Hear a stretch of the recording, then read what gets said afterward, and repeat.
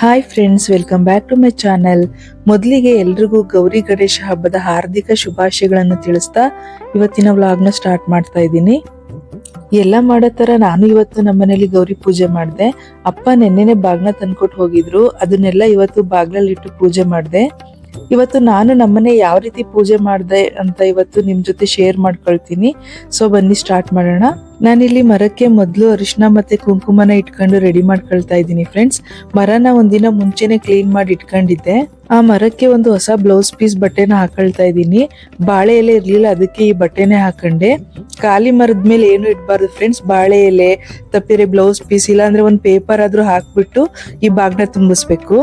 ಆಮೇಲೆ ಇದಕ್ಕೆ ಒಂದಚ್ಚು ಬೆಲ್ಲ, ಸ್ವಲ್ಪ ತೊಗರಿ ಬೇಳೆ, ಹೆಸರು ಬೇಳೆ, ಕಡಲೆಬೇಳೆ, ಉದ್ದಿನ ಬೇಳೆ, ರವೆ, ಈ ತರ ಬೆಲ್ಲದ ಅಲ್ದೇನೆ 5 ತರದ ಧಾನ್ಯಗಳನ್ನ ಇಡ್ಬೇಕು. ಆಮೇಲೆ 2 ವಿಳ್ಯದೆಲೆ, ಅಡಿಕೆ, ಬಾಳೆಹಣ್ಣು, ದಕ್ಷಿಣೆ ಇಟ್ಟು ಬಾಗಿಣದ ಸಾಮಾನು ಇಡ್ಬೇಕು. ಅದೇ ರೀತಿ ಬ್ಲೌಸ್ ಪೀಸು, ಬಳೆ, 5 ತರದ ಹಣ್ಣುಗಳು, ಹೂವು, ಈ ತರ ಎಲ್ಲಾ ವಸ್ತುಗಳನ್ನು ಮರದಲ್ಲಿ ಇಡ್ಬೇಕು. ಒಟ್ನಲ್ಲಿ ತವ್ರ ಮನೆಯಿಂದ ಬಾಗ್ನಕ್ಕೆ ಅಂತ ತಂದಿರೋ ಕಾಯಿ, ಹಣ್ಣು, ಸ್ವೀಟ್ಸ್ ಎಲ್ಲನೂ ಈ ಮರದಲ್ಲಿ ಇಟ್ಟು ಪೂಜೆ ಮಾಡ್ಬೇಕು.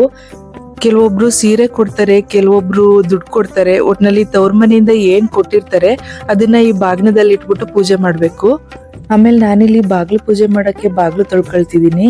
ಬೆಳಿಗ್ಗೆನೆ ಎಲ್ಲಾನು ಒರೆಸ್ಕೊಂಡಿದ್ದೆ, ಆದ್ರೂ ಮತ್ತೊಂದ್ಸಲ ಬಾಗ್ಲು ತೊಳೆದು ಅದಕ್ಕೆ ಅರಿಶಿನ ಕುಂಕುಮ ಇಟ್ಟು ರಂಗೋಲೆ ಬಿಡಿಸಿ ಹೂವಿಟ್ಟು ಅಲಂಕಾರ ಮಾಡಿ ಪೂಜೆಗೆ ರೆಡಿ ಮಾಡ್ಕೊಳ್ತಾ ಇದ್ದೀನಿ.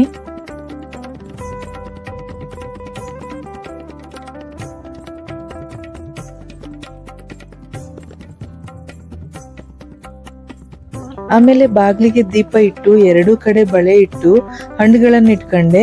ಆಮೇಲೆ ಬಾಗಿನ ರೆಡಿ ಮಾಡ್ಕೊಂಡಿದ್ನಲ್ಲ, ಆ ಮರನ ತಂದು ಬಾಗಿಲ ಹೊಸ್ತಿಲ್ ಮೇಲೆ ಇಟ್ಕೋಬೇಕು. ಆಮೇಲೆ ಆ ಮರದ ಮೇಲೆ 2 ವಿಳ್ಯದೆಲೆ, ಅಡಿಕೆ ಇಟ್ಕೊಂಡು ಒಂದ್ 5 ರೂಪಾಯಿ ಕಾಯಿನ್ ಇಟ್ಟು ಅಕ್ಷತೆ ಹಾಕಿ ಒಂದು ಹೂವು ಇಟ್ಕೊಂಡೆ. ಬಾಗಿನ ಜೋಡಿಸ್ಬೇಕಾದ್ರೆ ನಾನು ಸ್ವೀಟ್ ಇಡೋದನ್ನ ಮರ್ತಿದ್ದೆ, ಅದಕ್ಕೆ ಇವಾಗ ಇಟ್ಕೊಳ್ತಾ ಇದ್ದೀನಿ. ಯಾವುದೇ ಪೂಜೆ ಮಾಡೋಕ್ಕೂ ಮುಂಚೆ ನಮ್ಮ ಮನೆ ದೇವ್ರ ಪೂಜೆ ಮಾಡಿ ನಂತರ ಬೇರೆ ಪೂಜೆ ಮಾಡ್ಬೇಕು ಫ್ರೆಂಡ್ಸ್.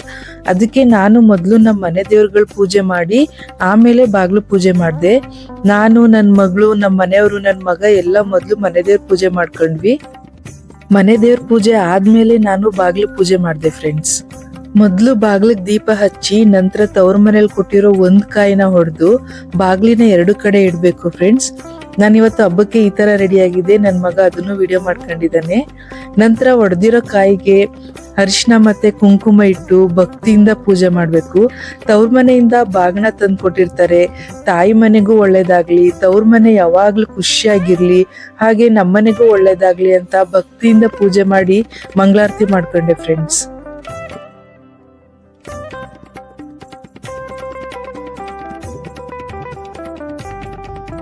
ನಂತರ ಮುಖ್ಯವಾಗಿ ಬಾಗ್ನದ ಜೊತೆ ಸೌತೆಕಾಯಿ ತಂದಿರ್ತಾರೆ, ಅದರಲ್ಲಿ ಒಂದನ್ನ ತಗೊಂಡು ಬಾಗ್ಲಿಗೆ ಹೊಡೆದು 2 ಕಡೆ ಇಡ್ಬೇಕು. ಇದನ್ ಮಾಡೋ ಉದ್ದೇಶ ಏನು ಅಂತ ಅಂದ್ರೆ, ಸೌತೆಕಾಯಿ ಹೊಡೆದು ಚೌತಿ ಮುರಿಬೇಕು ಅಂತ ಹೇಳ್ತಾರೆ. ಚೌತಿನ ಮುರಿದಂತೆ ಅಂತ ಹೇಳ್ತಾರೆ ದೊಡ್ಡವರು. ಅದಕ್ಕೆ ಬಾಗ್ಲು ಪೂಜೆಗೆ ಮುಖ್ಯವಾಗಿ ಸೌತೆಕಾಯಿ ಇರ್ಲೇಬೇಕು ಫ್ರೆಂಡ್ಸ್.